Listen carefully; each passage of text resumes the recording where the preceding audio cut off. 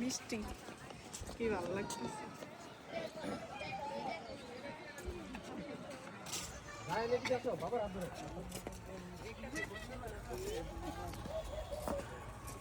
পাতা পাতা গাছের গুলো একটা ছোট